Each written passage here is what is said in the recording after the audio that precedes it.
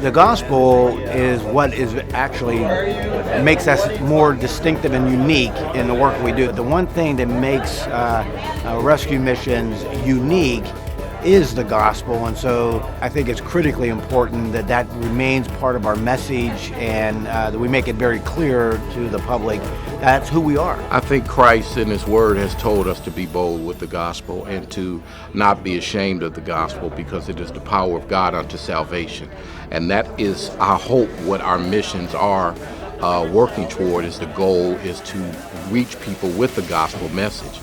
We work with Milwaukee Direct because they're one of the finest companies to work with in this field. They really understand rescue ministry and the importance of getting the message across to our constituents who support the work. They're very personable and just a great bunch of people to work with. They encouraged us to have input, of course, into the communications, but then also, encouraged us to rely on them and the expertise that they have in interacting and communicating with donors and people and corporations that would support us. I think it was Ron who was the first person who I'd heard say, what greater thing can we do but share the gospel and the message that we're putting out there. We have access to Ron, we have access to Mike.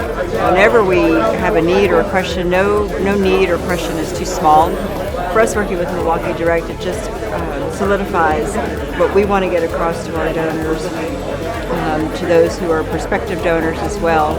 And so it's just be able to have that relationship where you know that at any time you can call them and be able to speak to the top people all the time. Well, we are the body of Christ. We are the fingers and hands doing the work of Jesus every day. We're doing it not only for those we serve, but again, for our donors. People see Jesus in us, so do not be ashamed of the messaging used in your direct mail pieces. It's important that people know your heart.